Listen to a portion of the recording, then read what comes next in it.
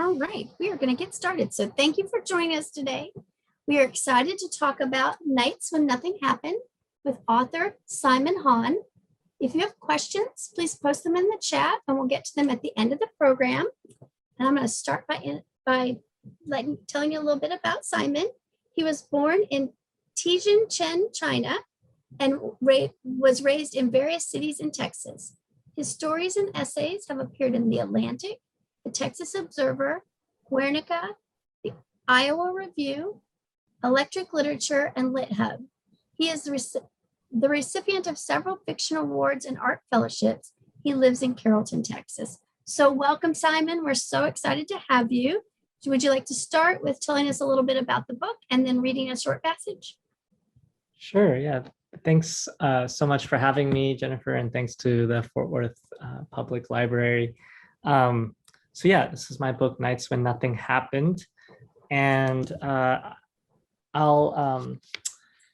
so in a nutshell, it's about a Chinese immigrant family who actually live in the suburbs of Plano, Texas. Maybe it's as far as I know, the only Plano, Texas novel in existence. It's sort of about a series of events that escalate, starting with the little girl of the family sleepwalking. And that causes a series of misunderstandings among the family members that then kind of boils over. And so I thought I'd read from the beginning and give you a little taste of the sleepwalking scenes. And so all you need to know here is that Annabelle, who's 5 years old, she sleepwalks outside in the middle of the night. Later, her bigger brother, Jack, who's 11 years old, he wakes up and realizes that she's not at home. And so he goes out in search of her. And so this is where we find Jack now. He found the first of Annabelle's glow-in-the-dark slippers on the Brenner's front lawn. Crouching down, he brushed grass clippings from the plush cotton. He pressed a hand on a sunken patch of grass. He pressed here, he pressed there. A strange thought came to him. Maybe the heartbeat he was feeling did not belong to him, but to the grass and to the earthworms slithering beneath. If he followed the trail of heartbeats between the Brenners and the Driscolls, he would find the other slipper. He rushed forward, staying low and close to a brown fence at the corner of Plimpton and Main that still gave off paint fumes. There's no time to pull up his socks. The cracks between the planks glowed a phosphorescent blue, a swimming pool. There was something about a lighted swimming pool at midnight that reminded Jack of murder and intrigue. I guess I can stop there. He hasn't found her yet, but I think that's a great teaser into the book. So let's start with talking about your inspiration for the story. What drew you to telling this story? Yeah, so I think often a story starts with, for me, either an image or a feeling. And for this book, it was this image, kind of like what I was reading of a little girl sleepwalking in the middle of the night and her brother following her. And it was just an image that came to me and stayed with me. And I didn't know what it meant. And so as you often do in stories, you just poke at it. You ask questions like, okay, why are they by themselves in the middle of the night? Where are their parents? You know, what's the relationship between these two characters? And what's the relationship that they have to their parents? They're surrounded by all these symbols of safety and security, like the sidewalks and the neighborhood watch sign and the street lights.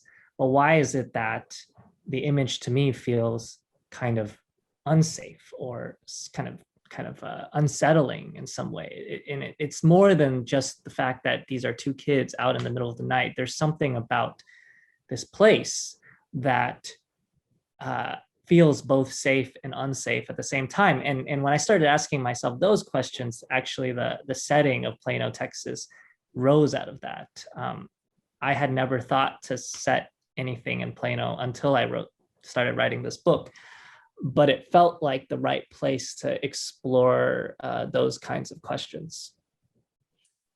And so why can you kind of expand on that a little bit? Yeah. What about Plano as a setting makes it both safe and unsafe? Yeah, yeah. It's I think I've always felt, even spending like a great deal of my adolescence there, that there was something kind of like, it was home, and it was like familiar to me in the way that home is, but it was also strange to me. I would see, for example, the motto of Plano is the city of excellence. And I think that there's a lot about Plano that is very excellent, including its schools, for example. But then you also have its history of, students. There in the 80s, there was a string of suicides. In the 90s, there was a heroin epidemic, really, and that kind of stuff was really buried, so that I didn't even know about it growing up, until I found out sort of randomly. And those kinds of things are unsettling, because you are being told this sort of narrative of the place, and yet you feel as though something is, whether intentionally or unintentionally, something is being sort of swept under the rug, and that makes one feel that like the ground beneath their feet sometimes is a little unstable. It's like, okay, where am I exactly? And I guess, it's not. I don't mean to say that Plano I've always felt like dangerous or something like that, but and part of it is, I think, is a product of the times. The other thing is, this book is set in 2003, right after, post 9/11, during the Iraq War. This was also a time when, as a kid, I was being taught school intruder drills and hiding under desks from school shooters. Columbine. There were other big news items, like I remember like the Washington D.C. snipers, and it was all during this time. And I can't imagine how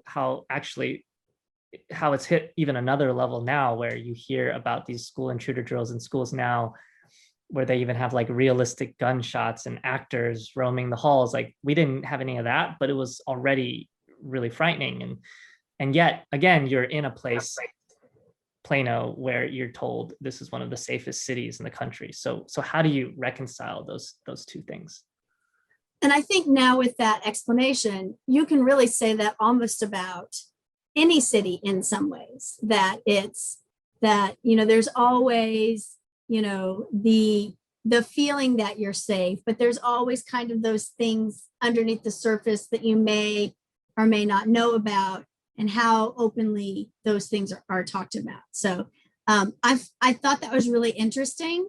And I want to say, living in the DFW area, Mhm. I really enjoyed the very specific location descriptions in the book, because I was able to really pinpoint where things were occurring. Now, obviously, not all your readers are going to be able to do that, but can you talk about your decision of why you made things so very specific, like specific names of streets, the whole discussion about her drive home on the freeway and traffic and all of that? Yeah, I really wanted to set this story in a real place. I think partly because there's a lot of dreamlike elements to the story, not only with the sleepwalking, but just that sense of like what reality that I'm in. Each character is kind of asking themselves that question, and down to the sentence level, I wanted to create these rhythms of sleepwalking even in the actual sentences. And I thought it would be interesting to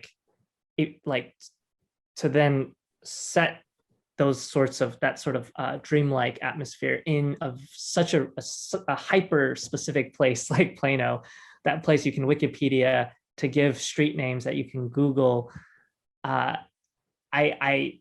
sort of had a misconception of fiction before, in which I resisted being really specific, because I kind of worried that if I made it really specific, then the story somehow wouldn't be universal, or as if someone who's never spent time in Plano,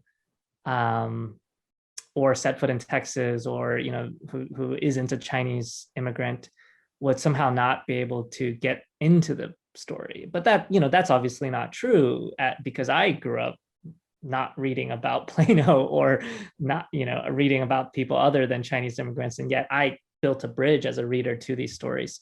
And so I kind of thought about what that would do to create a specific story in which readers are going to have different interactions with it. Like someone like you who knows Plano is going to maybe experience some moments of familiarity, or this kind of uncanny feeling of like, oh, I know this street, like this is so strange to read about in a book. Whereas someone who's never set foot in Texas, for them Plano may just be like this foreign country almost, which is not unlike the feeling that the characters in my story have. And so I'm actually really interested in readers each having a different relationship to the book.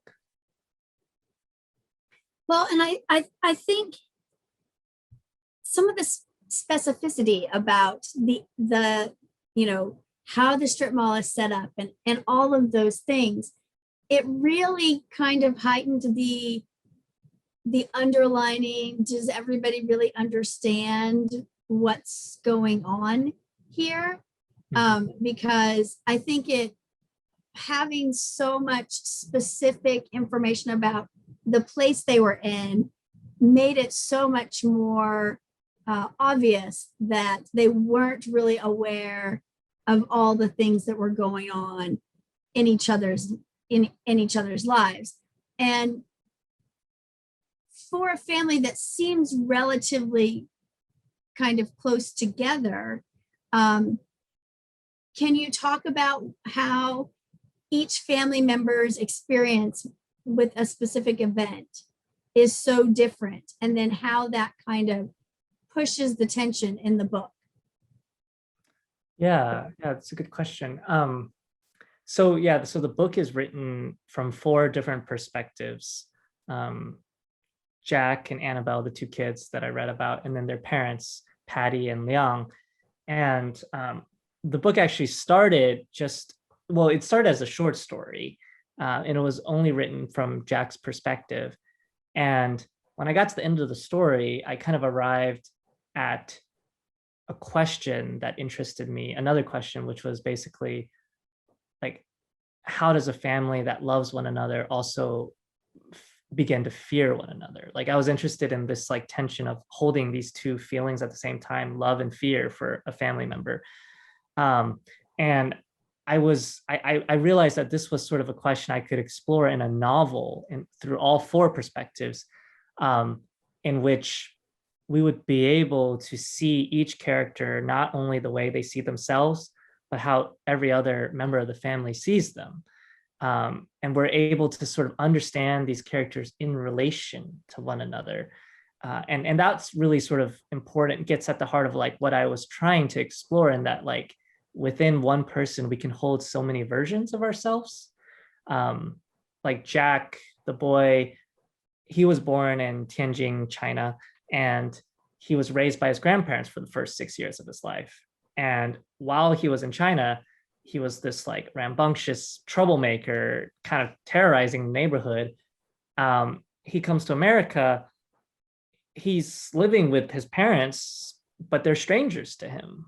He doesn't remember them, and he sees his mother is like six months pregnant, and this baby on the way. So he sort of tells himself this, like, that he's there to take care of his little sister. He just becomes a different person. He becomes a caretaker. He becomes a very obedient, quiet person who feels like he himself doesn't need to be taken care of. And that's partly due to his surroundings, his context. And just to give another example, like his mother Patty is an electrical engineer, and she is a different person at work versus at home. At work, she has sort of the confidence of her expertise in these conference calls that she has with her team in India, where she's like the team leader. Whereas at home, she's sort of unsure about her own role as a mother, and she's almost awkward sometimes around her own son. And even though at times she is also very, directive, but I thought that, like, I wanted to explore characters who are, that's how they relate to one another. They're showing different sides of each of one another, and as a result, that makes it difficult for each one of them to really know one another, because they only see one side of the person.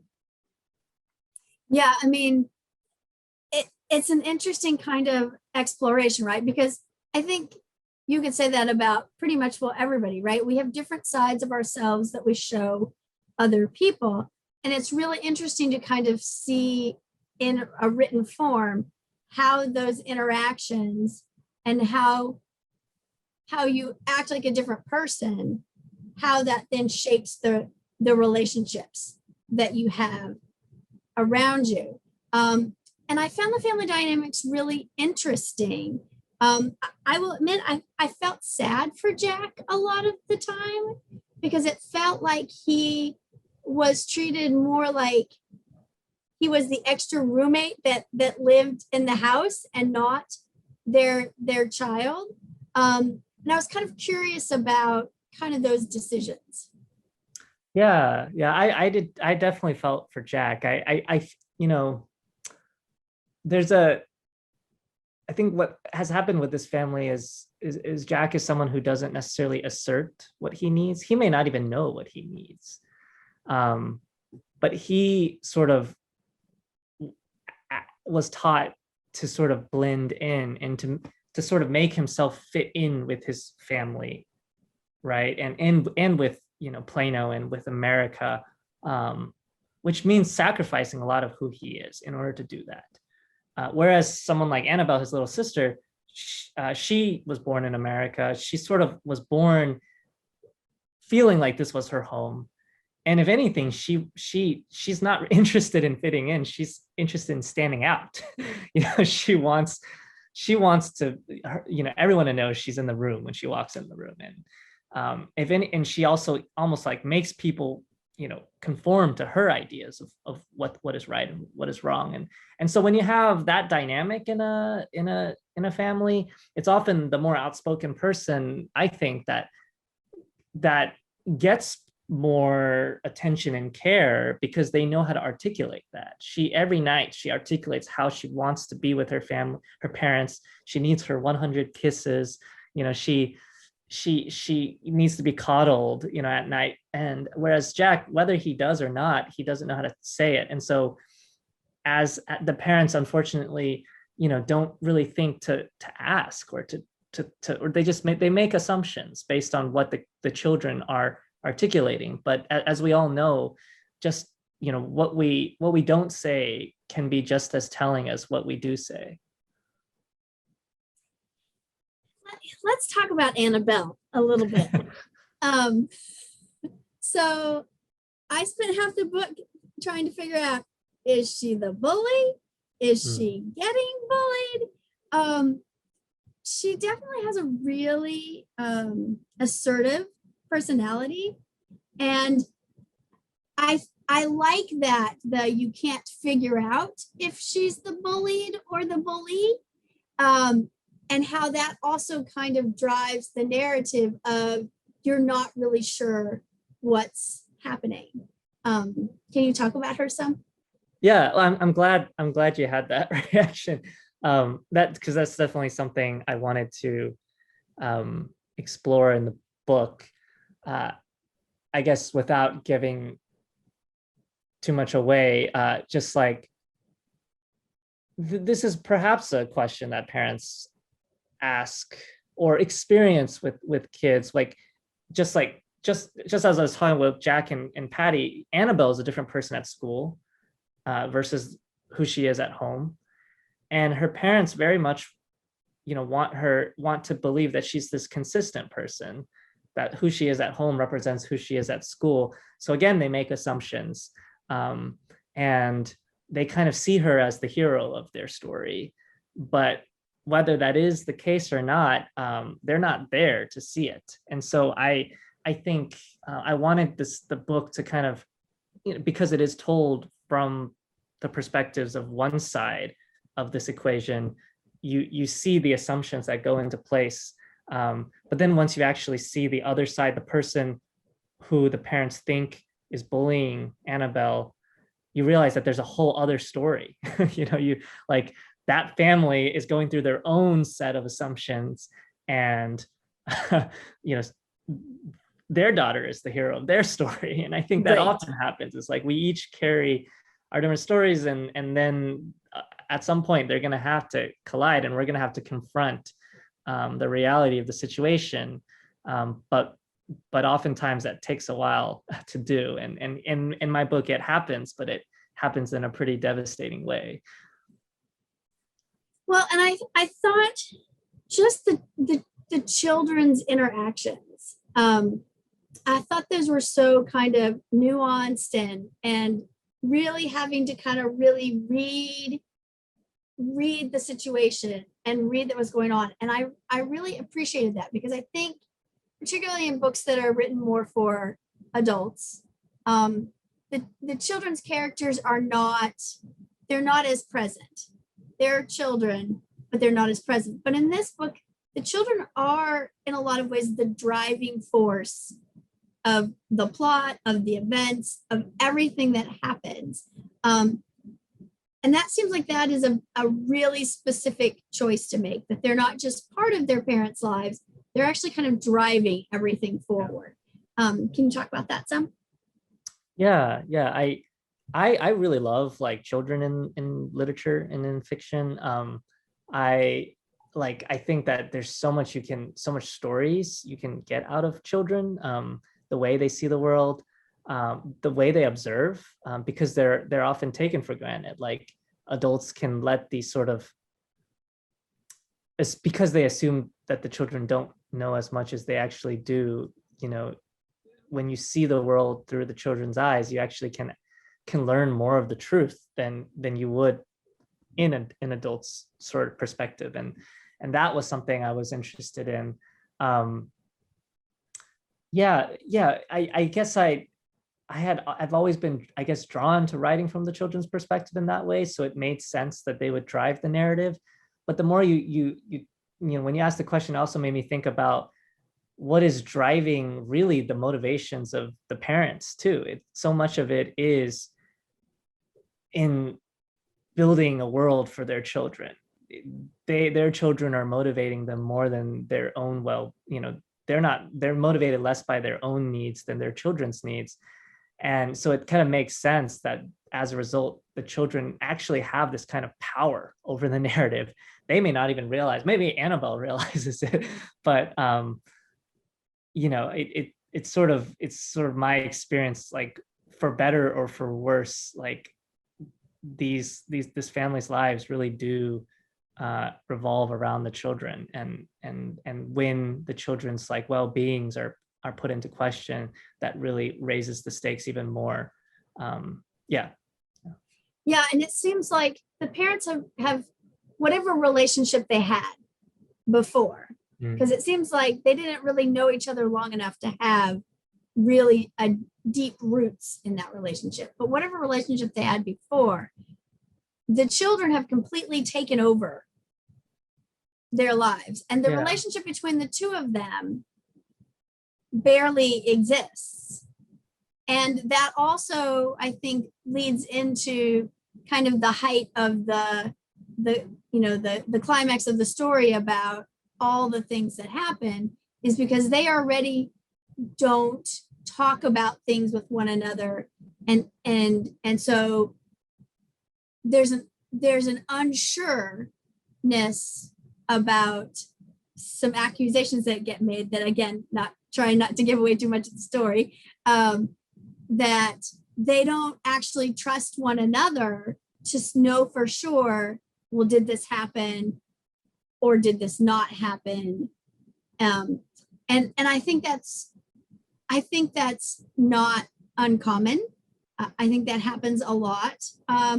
But I thought it was very interesting that kind of that whole dynamic between the two of them, it makes kind of what happens even more heightened, because she doesn't, the mom is not sure that she believes the dad, and the dad knows that she's unsure about him, and all of that. Yeah, I mean, to go back to your first point about like the parents kind of their lives being swallowed up in their children's concerns, I think that's true, but they also could be using that as a way of, like a distraction from their own issues and their own marriage. I mean, that's manifests in a very literal way, in because the parents always have Annabelle's, who's already like almost 6 years old, sleep with them every night in the middle of them. They share a bed, the three of them. Even sometimes they share a bed. You know, as they're trying to get Annabelle to sleep alone, they end up falling asleep together on Annabelle's tiny bed, the three of them. And I think the question is posed to, like, do the parents feel comfortable just being alone together, the two of them?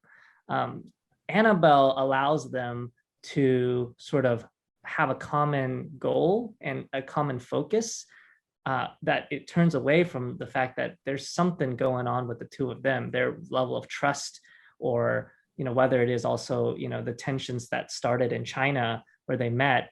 And I think because that aspect of their relationship, they never figured it out.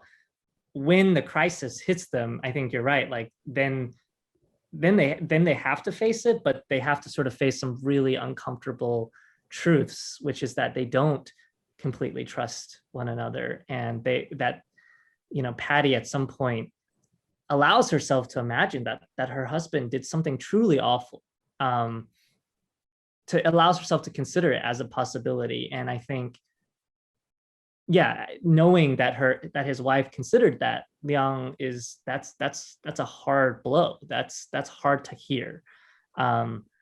And that's something that the parents are going to have to sit with. But in some ways, I feel like that, as hard as it was for them to go through that, I think it allows them to do something they hadn't ever done prior to that moment, which is to confront something in their relationship, to say something out loud and sit with it, and sit with the feeling, however hard it is. To actually have some conversations Basically, yeah. they've been Yeah. avoiding for a long time. And those conversations don't have to have like answers to the questions. It doesn't magically fix everything, but to just occupy a space where like you are honest with one another, and then you sit with the consequences of that honesty. I think there's something to be said for that. But I don't know if my characters would agree. I think for them also, letting themselves, like their level of silence, their level of restraint, that's also important. There's some things that should be said, and there's some things that they realize don't need to be said. And that's something I wanted to explore in the novel as well. And let's also talk about the power dynamics between the two of them, right? I mean, she's essentially the breadwinner, right? She's got the job that pays the bills, and he's given up pretty much, well, most everything that was important to him, you know, to be at home when the kids are home, and kind of be that home figure. And then he's only tangentially getting to do the photography career that was really kind of the thing that he loved in life, right? Mm-hmm. Yeah, it's I think that power dynamic was there from the very beginning when they met in Tianjin, and I think it was there even before they met, in the sense that like Patty was always sort of driven to sort of duck her head down and work and do whatever it took to achieve success, but that was also partly being like the only woman in a science field. There were certain things that she learned she had to do to succeed, and it wasn't fair, but that's sort of just what she internalized. And that then she meets someone in Liang who has had a very turbulent childhood, who sort of doesn't have, his parents have died, he doesn't really have a solid foundation. And so it kind of makes sense for him to latch on to Patty, because she represents to him, for once, a sort of solid footing. But then Patty, being who she is, wants to keep pushing ahead. She wants to go to America. Like, she wants to, get the better house, get the better job, get the promotion. And that further destabilizes Leon. He goes with her to America because he loves her and he wants to be with her, but it's more destabilizing. And once he arrives there, he's got to deal with this new place. He's got to deal with the fact that he doesn't really resemble the other fathers in their suburban neighborhood. He's not the breadwinner. I think that kind of wounds him in a way, and in a way that he doesn't need to be wounded, but he kind of sees his lack. And yet they've achieved the so-called American dream and having this nice house in this nice neighborhood with a stable job. And yet he continues to feel that lack, as a man, as a husband, as a father. And I think that again leads him down some pretty dark places, and not sort of reacting the way that he reacting out of that sense of smallness, and not being able to also deal with his trauma back home. So I don't know if that I think I like No, I think that diverged totally, a little yeah. bit, but yeah, that all sort of contributes to the power dynamics in their relationship, which I did want to explore one that was a little bit more non-traditional. So what do you hope that readers take away from this novel? Yeah, it's a question that to be honest, when I write, I try to avoid asking myself that question, because I feel like if I think too much about it, I might consciously or unconsciously inject a kind of agenda into a book. And so I don't think that I have an agenda for this book. I wouldn't want my book to have an agenda, but I do think that sometimes we are tempted to read books as a kind of sociological text, or like if we read a book about people that we may not be that familiar with, say a family of Chinese immigrants, we might think that the novel exists to be a sort of culturally enriching, or to be a kind of informative text about, oh, this is how immigrants live. And I would sort of resist that a bit. I would say that, like, I would hope that readers get more out of the book than that, because while I wrote as we talked about, a very specific story about specific characters in a specific setting, in some ways they do speak to this larger population of the new Chinese immigrants, but also they can't possibly represent this population, which is so diverse and uncategorizable. And so, I wanted to ask big questions in this book, but I'm interested in the small things, really, as a writer. I'm interested in sentences and the textures and in details. And so I would hope that those small things matter to readers as well. So let's talk about your writing process. Do you plot? Do you just kind of sit down and write what comes to you? Do you do some sort of hybrid? I think it depends on the project. So for this book, because it is built on this, series of escalating events, I didn't plot it at first. In this book, this book took about 6 years to write, so there's a lot of revision. But at some point, I remember, my editor was like, "Okay, you keep changing things, but once you change one thing, you got to change like everything, right? So what if you just write an outline?" I was like, okay, that was the first time I literally wrote an outline for the book, like when it was almost done, and I kind of outlined what was there, and then I realized, okay, these are the pieces. So for this book, I kind of did a mix of plotting things out and like in a later stage, and then just like trying things out, experimenting on the page in my early drafts. But for my next book, I think I'm doing a little bit more intentionally, like not so much writing an outline, but writing like a sort of series of moments or impressions that may or may not go in the book, because my next book, I think, is also, it's all about like how different characters and stories connect across time. And so it really, in order to, I have to see how these threads connect first. So I'm taking slightly different approach. Yeah. And do you write at a certain time of the day? Do you have to have your desk set up in a certain way, certain, certain thing to drink, all of those sorts of things? Do you, or is it just kind of wherever the moment hits you? Well, everything has changed, since the pandemic, right? So I have learned to write at home, but generally I don't like to. I and like wrote a lot of this book at libraries, actually. So libraries have been really important to me as a writer. I mean, and of course as a reader, and coffee shops. But I've really missed doing that. The last week I wrote at a coffee shop for the first time, and it was amazing. It was like it was the most productive that I've been in like 3 or 4 months, and it was just like for 3 or 4 hours at a coffee shop. And so I think I like to be surrounded by some background noise or some activity, that as long as I'm not like getting myself distracted by one thread of conversation, unless that conversation is interesting, then maybe it'll go in the book.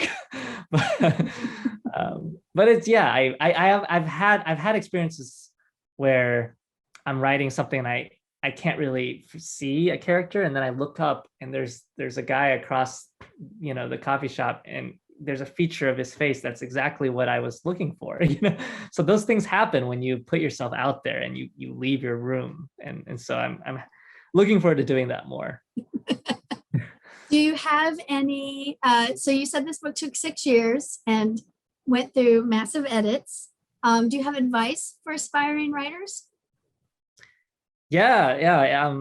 I don't, well, first I would say, like, take any advice with skepticism, because what do we really know? This is just such a strange process that's different for everyone.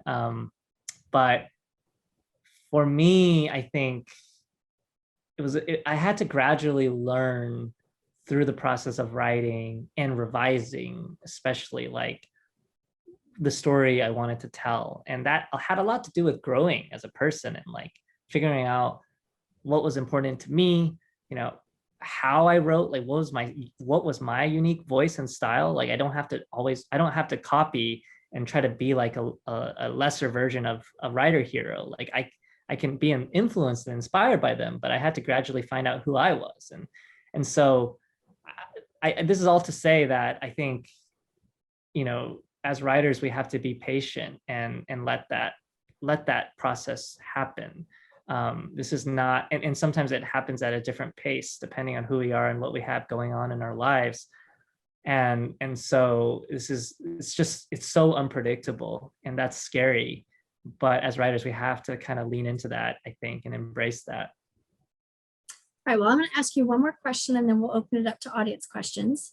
You've kind of already alluded to it, but can you talk about what you're writing next? Oh, yeah. So I guess I'm not exactly sure. Like I've been working on short stories.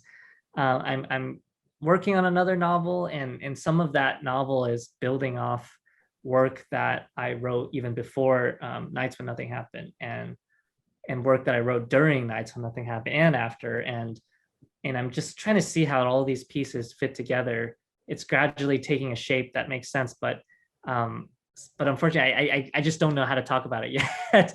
So I know it's very vague.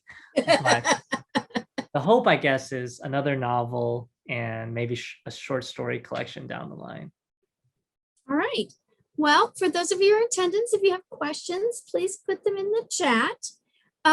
Is there anything, and while we're waiting on that, is there anything that you would have liked to have talked about that I didn't ask? Oh, don't know. I'm trying to think. Yeah, I usually don't get asked that question. So, All so right, now I'm well, like think about drawing. that for a minute. I'm going to ask you an audience question. If you Okay. were to pick a book behind you that has been the most influential, what book would it be? Oh, that's a good question from behind me. Um, hmm. I see some good ones here. Okay. One of these books is Dracula, which is a book that is actually quoted in Nights When Nothing Happened, and uh, that book I I really loved. I think as a kid for different reasons from why I love them now. Like I just thought vampires were cool, and this book like yeah, had some pretty thrilling vampire scenes and, had all established the rules for like vampires. And I thought that was cool. But rereading Dracula, I really thought that it was interesting as an immigrant story of this person who sort of is completely isolated in this castle and decides to move to London for a better life. And there, there's actually this is not in the book necessarily, but there's a movie Nosferatu, Mhm. the black and white movie that I saw around the time that I was drafting this book. I saw in a theater. They were like playing it on Halloween, and there's a scene in that book where the Count, who's modeled off Dracula, he arrives in London at the break of dawn, and there's no one around, and he just like carries his coffin with him. He's like lugs his giant coffin down the streets of London. And I thought I was really moved by this scene that was sort of funny and goofy looking, but I was moved by it because it was this idea of someone who carries his home with him everywhere he goes, like an immigrant. Um, and yet he's alone, and he has to do this under the cover of night, because if he did it in public, like people would look at him weird and be like, would remind him of how much he doesn't belong. And so I think those sorts of questions I brought into the book. So that book was pretty influential to the writing of Nights When Nothing Happened. I like that choice. Um, and I like that that's probably kind of a seeing of that book differently than I've heard before. And I think that's really I think that's one of the things I like about talking about books with people that aren't like me, right? Because you see perspectives that you wouldn't normally see. So do we have any other questions for the audience from the audience? All right, now Nights When Nothing Happened is such a unique title and reflective of the human experience. How did you arrive and settle on it? Yeah, it actually came kind of late. I had a bunch of other titles that were I'm really glad we didn't go with, but um, I guess the title is hopefully ironic to readers in that things do happen in the book, but it's sort of up to, I think, as a reader and as a writer, what you are willing to see or pay attention to. This is a sort of like a quieter book that really revels in sort of intimate moments between characters, things that happen in the shadows. Um, and I think that comprises the majority of the human experience, right? So, but it's stuff that we often don't see in that we pay attention more to sort of the flashing lights, and so it was a title that sort of spoke to these characters' experiences too, where so maybe they're treated as the nothing, and so I'm wanting to make that invisible aspect visible, or just or where they live, Plano, this idea of like, oh, this is a place where nothing happens, but that's not true either, right? Like that Plano is what it is largely, not to get too in the weeds here, but it's constructed to be a place where certain people are allowed and certain people aren't. And, if you make one wrong move as as this family does, then that question of whether you belong is brought up, and so that sort of idea of the suburbs being safe and boring is something I wanted to question with a title like this. And I guess I just like the ring of it too. That's when nothing happened. There's probably more that I'm forgetting, but I do hope that yeah, I'm glad to hear that the title was interesting and not something to make to drive readers away. Well, and I liked it because it is the complete opposite of what's actually happening in the book, right? Lots of things are happening, but not everybody realizes that those things are happening. Right. Well, I think we're going to leave it there. And I want to say thank you very much, both to Simon for joining us and to our audience. If you are participating in our summer reading program, you can use the code authors21 to register your attendance in Beanstack. This program is in the Break New Ground activity. And if you haven't registered summer reading, we hope that you will. The program is for everyone, not just children. You can visit our website, fortworthlibrary.org, for more information. And if you would like to purchase a copy of the book, it is available at the dock. With their contact information is here on the slide. And they are a local Fort Worth independent bookstore. And we have a great lineup of events. Can you actually see the slide? I can see it. Okay. Okay. We have a great lineup of events and author events over the summer. And you can get more information about that by also visiting our website, fortworthlibrary.org. So thank you to everyone that came. Thank you, Simon, for your time. We really appreciated it. And I hope everyone has a great evening.